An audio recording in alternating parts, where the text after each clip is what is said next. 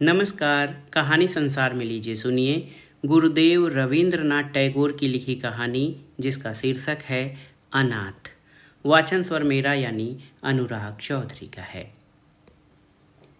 गांव की किसी एक अभागिनी के अत्याचारी पति के तिरस्कृत कर्मों की पूरी व्याख्या करने के बाद पड़ोसिन तारामती ने अपनी राय संक्षेप में प्रकट करते हुए कहा, आग लगे ऐसे पति के मुंह में। सुनकर जय गोपाल बाबू की पत्नी शशिकला को बहुत बुरा लगा और ठेस भी पहुंची। उसने जबान से तो कुछ नहीं कहा, पर अंदर ही अंदर सोचने लगी कि पति जाति के मुख में सिगरेट सिगार की आग के सिवा और किसी तरह की आग लगाना या कल्पना करना कम से कम नारी जाति के लिए कभी किसी अवस्था में शोभा नहीं देता। शशिकला को गुमसुम बैठा देखकर कठोर हृदय तारामती का उत्साह दूना हो गया। वह बोली, ऐसे खसम से तो जन्म जन्म की रांड भली, और चटपट वहाँ से उठकर चल दी। उसके जाते ही बैठक समाप्त हो गई। शशिकला गंभीर हो गई। वो सोचने लगी, पति की ओर से किसी दोष की वह कल्पना भी नहीं कर सकती जिससे उसके प्रति ऐसा कठोर भाव जागृत हो जाए। विचारते विचारते उसके कोमल हृदय का सारा प्रतिफल अपने प्रवासी पति की ओर उच्छ्वासित होकर दौड़ने लगा। पर जहाँ उसके पति शयन किया करते थे उस स्थान पर दोनों बाहें फैलाकर वह औंधी पड़ी रही और बारंबार तकिए को छाती से लगाकर चूमने लगी। तकिए में पति के सिर के तेल की सुगंध को वो महसूस करने लगी और फिर द्वार बंद करके बक्स में से पति का एक बहुत पुराना चित्र और स्मृति पत्र निकाल कर बैठ गई। उस दिन की निःशब्द दोपहरी उसकी इस प्रकार के कमरे में एकांत चिंता और पुरानी स्मृति व्यथा के आंसुओं में बीत गई। शशिकला और जयगोपाल बाबू का दाम्पत्य जीवन कोई नया हो सो बात नहीं है। बचपन में शादी हुई थी और इस दौरान में कई बाल बच्चे भी हो चुके थे। दोनों ने बहुत दिनों तक एक साथ रहकर साधारण रूप में दिन काटे। किसी भी ओर से इन दोनों के अपरिमित स्नेह को देखने कभी कोई नहीं आया। लगभग 16 वर्ष की एक लंबी अवधि बिताने के बाद उसके पति को महज काम धाम ढूंढने के लिए अचानक परदेश जाना पड़ा और विच्छेद ने शशि के मन में एक प्रकार का प्रेम तूफान खड़ा कर दिया। विरह बंधन में जितनी खिंचाई होने लगी, कोमल हृदय की फांसी उतनी ही कड़ी होने लगी। इस ढीली अवस्था में जब उसका अस्तित्व भी मालूम नहीं पड़ा, तब उसकी पीड़ा अंदर से टीसे मारने लगी। इसी से इतने दिन बाद इतनी आयु में बच्चों की माँ बनकर शशिकला आज बसंत की दोपहरिया में निर्जन घर में विरह सैया पर पड़ी नववधू का सा सुख स्वप्न देखने लगी। जो स्नेह अज्ञात रूप में जीवन के आगे से बहा चला गया है, सहसा आज उसी के भीतर जाग कर मन ही मन बहाव से विपरीत तैरकर पीछे की ओर बहुत दूर पहुंचना चाहती है। जहाँ स्वर्ण कुंज में बनों की भरमार है और स्नेह की उन्माद अवस्था, किंतु उस अतीत के स्वर्णिम सुख में पहुँचने का अब उपाय ही क्या है, फिर स्थान कहाँ है, सोचने लगी। अब की बार जो वह पति को वापस पाएगी, तब जीवन की इन शेष घड़ियों को और वसंत की आभा भी निष्फल नहीं होने देगी। कितने ही दिवस, कितनी ही बार उसने छोटी मोटी बातों पर वाद विवाद करके, इतना ही नहीं उन बातों पर कलह कर करके पति को परेशान कर डाला है। आज अतृप्त मन ने भी एकांत इच्छा से संकल्प किया कि भविष्य में कदापि संघर्ष न करेगी, कभी भी उनकी इच्छा के विरुद्ध नहीं चलेगी, उनकी आज्ञा को पूरी तरह पालेगी, सब काम उनकी तबीयत के अनुसार किया करेगी। स्नेह युक्त विनम्र हृदय से अपने पति का बुरा भला व्यवहार सब चुपचाप सह लिया करेगी। कारण पति सर्वस्व हैं, पति प्रियतम हैं, पति देवता हैं। बहुत दिनों तक शशिकला अपने माता पिता की एकमात्र लाडली बेटी रही है। उन दिनों जयगोपाल बाबू वास्तव में मामूली नौकरी किया करते थे, फिर भी भविष्य के लिए उसे किसी प्रकार की चिंता न थी। गांव में जाकर पूर्ण वैभव के साथ रहने के लिए उसके ससुर के पास पर्याप्त मात्रा में अचल संपत्ति थी। इसी बीच बिल्कुल ही असमय में शशिकला के वृद्ध पिता काली प्रसन्न के यहाँ पुत्र ने जन्म लिया। सत्य कहने में क्या है, भाई के इस जन्म से शशिकला को बहुत दुख हुआ और जयगोपाल बाबू भी इस नन्हे साले को पाकर विशेष प्रसन्न नहीं हुए। अधिक आयु में बच्चा होने के कारण उस पर माता पिता के लाड़ प्यार का कोई ठिकाना न रहा। उस नवजात छोटे दूध पीते निद्रातुर साले ने अपनी अज्ञानता में न जाने कैसे अपने कोमल हाथों की छोटी छोटी मुट्ठियों में जयगोपाल बाबू की सारी आशाएं पीसकर जब चकनाचूर कर दी, तब वह आसाम के किसी छोटे बगीचे में नौकरी करने के लिए चल दिए। सब ने कहा सुना कि पास में ही कहीं छोटा काम धंधा खोज करके यहीं रहो तो अच्छा हो, किंतु चाहे गुस्से के कारण से हो या गैरों की नौकरी करने में शीघ्र ही अमीर बनने की धुन से हो, उसने किसी भी बात पर ध्यान नहीं दिया। शशि को बच्चों के साथ उसके मायके में छोड़कर वह आसाम चला गया। विवाह के उपरांत इस दंपत्ति में ये पहला विच्छेद था। पति के चले जाने से शशि को दुधमुहे भाई पर बड़ा क्रोध आया, जो मन की पीड़ा को स्पष्ट रूप से कह नहीं सकता। उसी को क्रोध अधिक आता है। छोटा सा नवजात शिशु माँ के स्तनों को चूमता और आंख मीचकर निश्चिंतता से सोता, और उसकी बड़ी बहन अपने बच्चों के लिए गर्म दूध, ठंडा भात, स्कूल जाने की देर इत्यादि अनेक कारणों से रात दिन रूठ कर मुँह फुलाए रहती और सारे परिवार को परेशान करती। थोड़े दिन बाद ही बच्चे की माँ का स्वर्गवास हो गया। मरते समय माँ अपने गोद के बच्चे को लड़की के हाथ सौंप गई। अब तो बहुत ही शीघ्र मातृहीन शिशु ने अपनी कठोर हृदया दीदी का हृदय जीत लिया।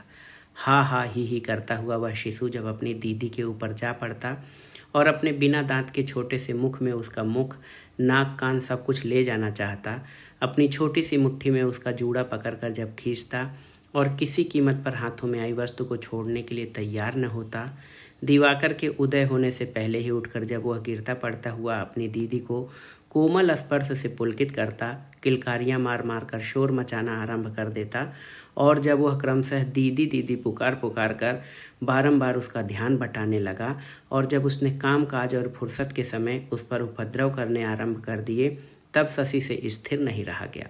उसने उस छोटे से स्वतंत्र प्रेमी अत्याचारी के आगे पूरे तौर पर आत्मसमर्पण कर लिया। बच्चे की माँ नहीं थी, इसी से शायद उस पर उसकी सुरक्षा का अधिक भार आ पड़ा। शिशु का नाम हुआ नीलमणि।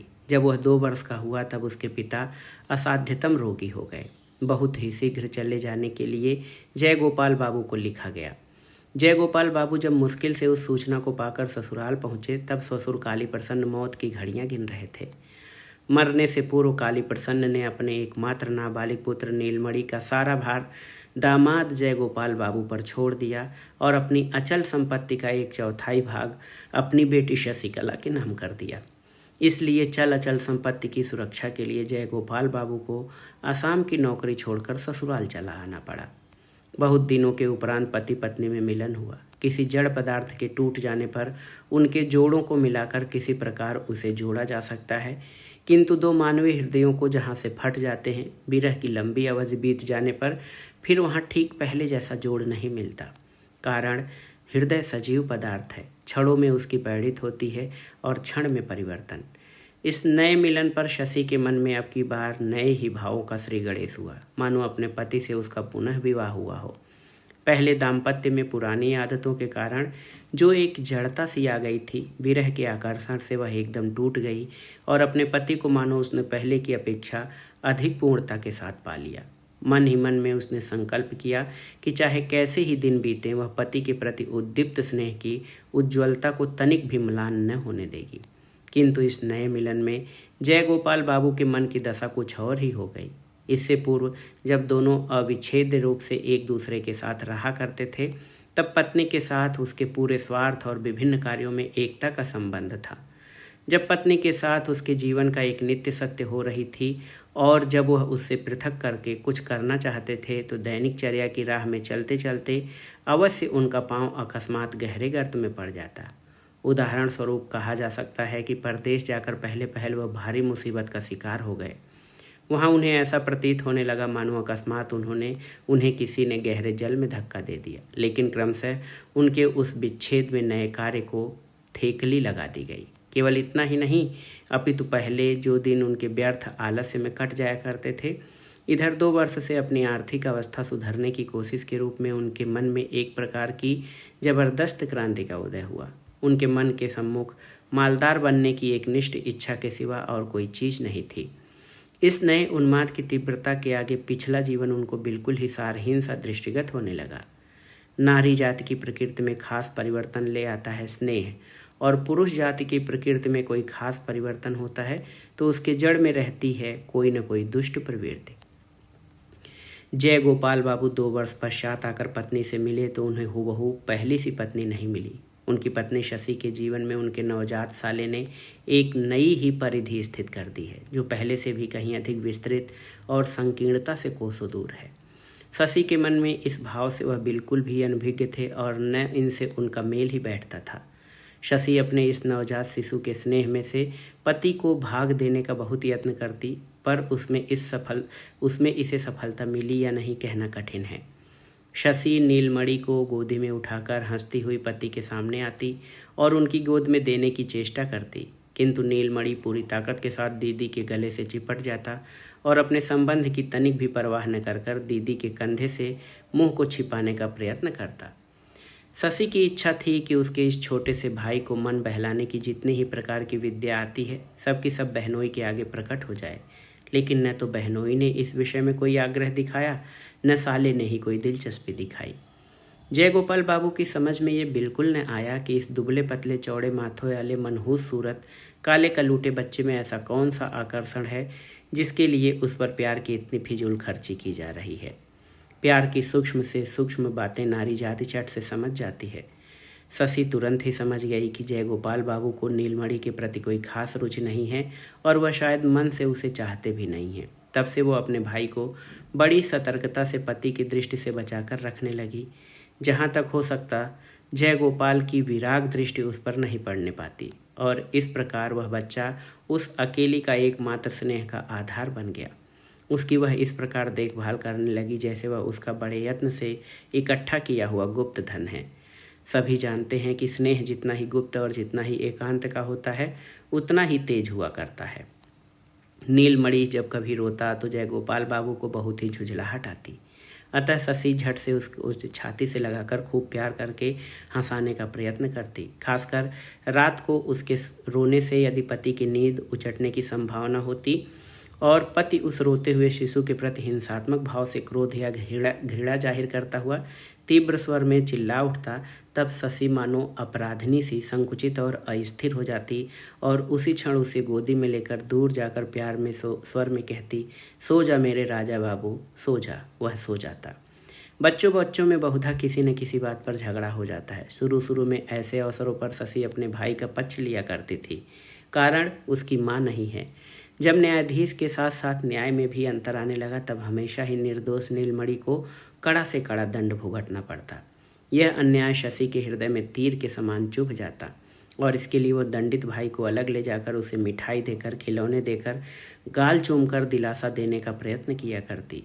परिणाम ये देखने में आता कि शशि नीलमणि को जितना ही अधिक चाहती, जयगोपाल बाबू उतना ही उस पर जलते भुनते रहते और वह जितना ही नीलमणि से घृणा करते, गुस्सा करते, शशि उतना ही उसे अधिक प्यार करती। जयगोपाल बाबू इन इंसानों में से हैं जो कि अपनी पत्नी के साथ कठोर व्यवहार नहीं करते और शशि भी उन स्त्रियों में से है जो स्निग्ध स्नेह के साथ चुपचाप पति की बराबर सेवा किया करती है। किंतु अब केवल नीलमणि को लेकर अंदर ही अंदर एक गुठली सी पकने लगी जो उस दंपत्ति के लिए व्यथा दे रही थी। इस प्रकार के नीरव द्वंद्व का गोपनीय आघात प्रतिघात प्रकट संघर्ष की अपेक्षा कहीं अधिक कष्टदायक होता है। यह बात उन समवयस्कों में से छिपाना कठिन है जो कि विवाहित दुनिया की सैर कर चुके हों। नीलमणि की सारी देह में केवल सिर ही सबसे बड़ा था। देखने में ऐसा प्रतीत होता जैसे विधाता ने एक खोखले पतले बांस में फूंक मारकर ऊपर के हिस्से पर एक हंडिया बना दी है। डॉक्टर भी अक्सर भय प्रकट करते हुए कहा करते कि लड़का उस ढांचे के समान ही निकम्मा साबित हो सकता है। बहुत दिनों तक उसे बात करना और चलना नहीं आया। उसके उदासीन गंभीर चेहरे को देखकर ऐसा प्रतीत होता कि उसके माता पिता अपने वृद्धावस्था की सारी चिंताओं का भार इसी नन्हे से बच्चे के माथे पर लाद गए हैं। दीदी के यत्न और सेवा से नीलमणि ने अपने भय का समय पार करके 6ठे वर्ष में पदार्पण किया। कार्तिक में भैया दूज के दिन शशि ने नीलमणि को नए नए बढ़िया वस्त्र पहनाए, खूब सज धज के साथ बाबू बनाया और उसके विशाल माथे पर टीका करने के लिए थाली सजाई। भैया को पटड़े पर बिठाकर अंगूठे में रोली लगाकर टीका लगा ही रही थी कि इतने में पूर्वोक्त मुंहफट पड़ोसिन तारा आ पहुंची और आने के साथ ही बात बात में शशि के साथ संघर्ष आरंभ कर दिया। वह कहने लगी, हाय हाय, छिपे छिपे भैया का सत्यानाश करके ठाट बाट से लोक दिखाऊं टीका करने से क्या फायदा। सुनकर शशि पर एक साथ आश्चर्य, क्रोध और वेदना की दामिनी सी टूट पड़ी।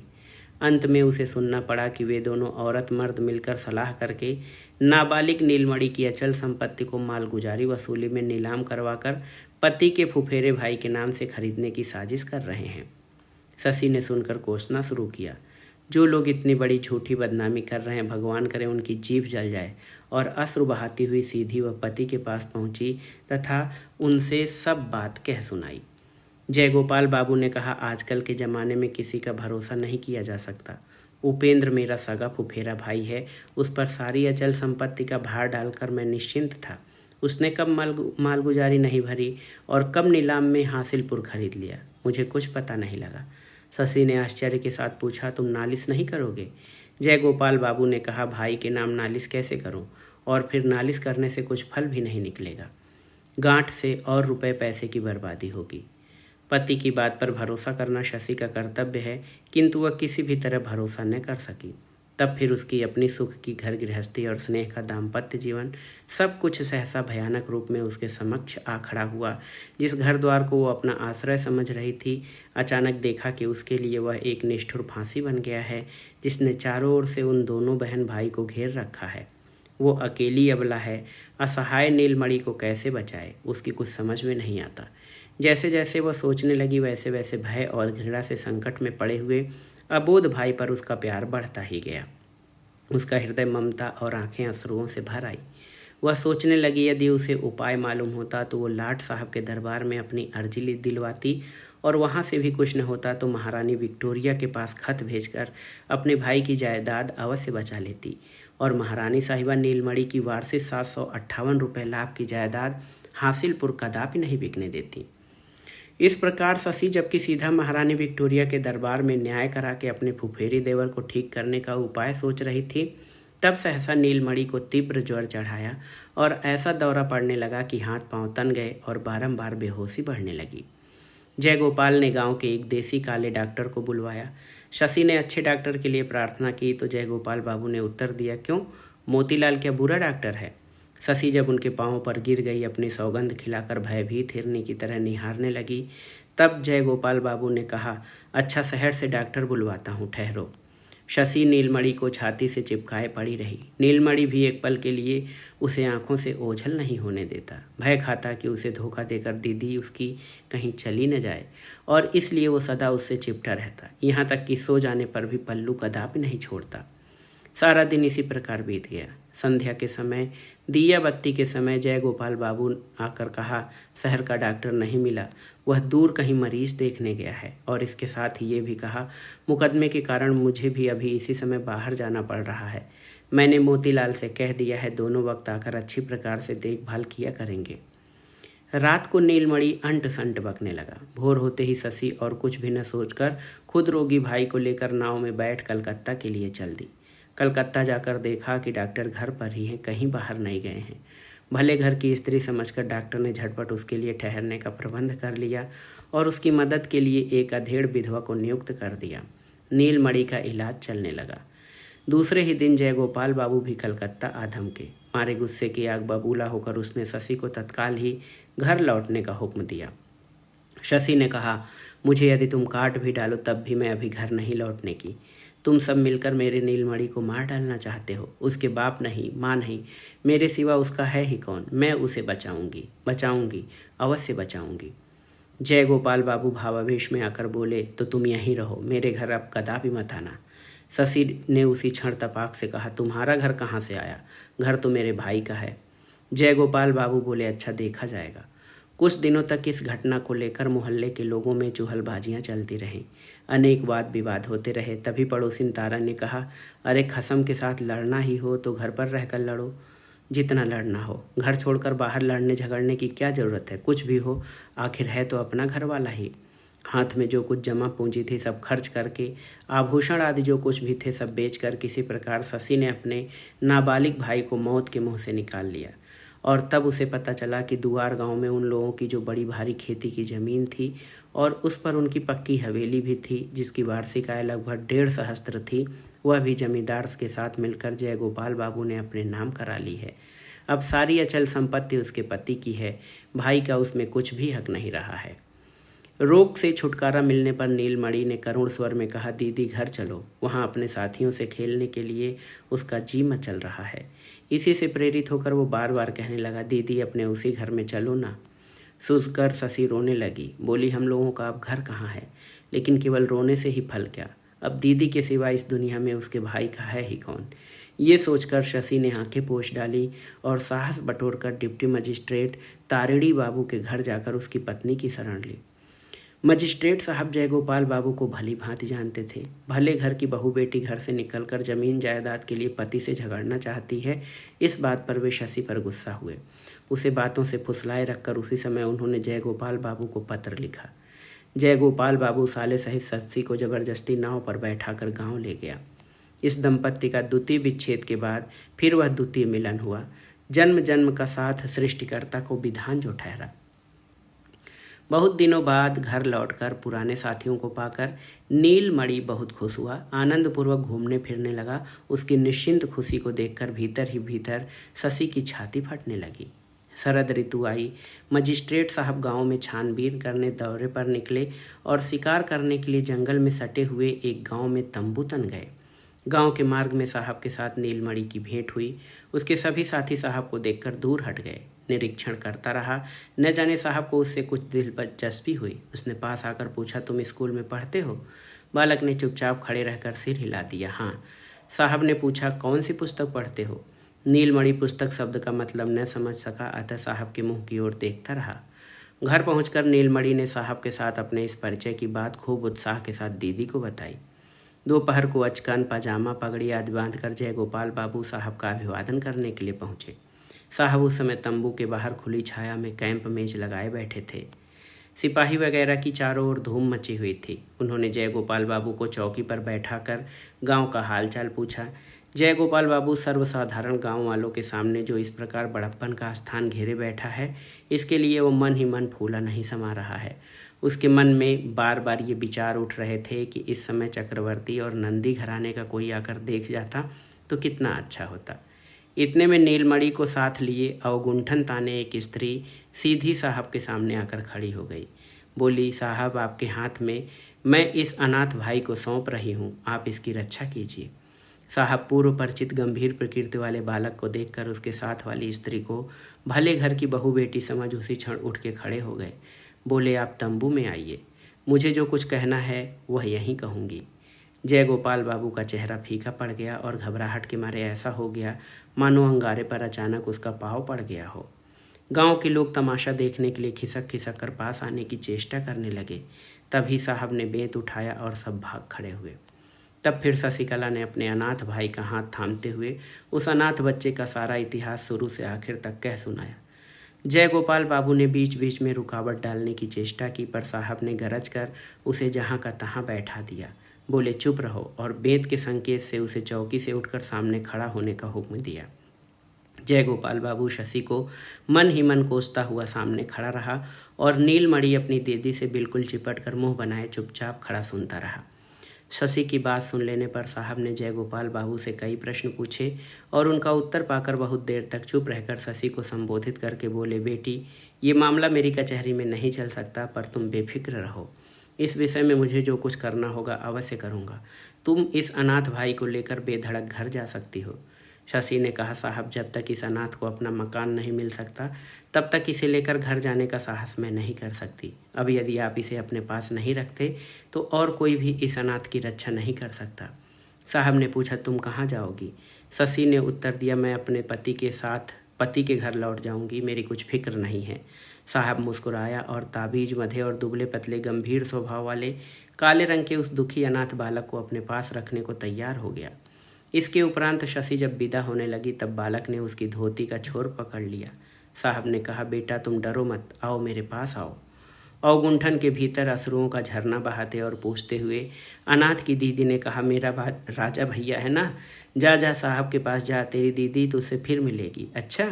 इतना कहकर उसने नीलमणि को उठा छाती से लगा लिया और माथे पर पीठ पर हाथ फेर कर किसी प्रकार उसके पतले हाथों से अपनी धोती का छोर छुड़ाया और बड़ी तेजी से वहाँ से चल दी। साहब ने तुरंत ही बाएं हाथ से उस अनाथ बालक को रोक लिया और बालक दीदी दीदी चिल्लाते हुए जोर से रोने लगा।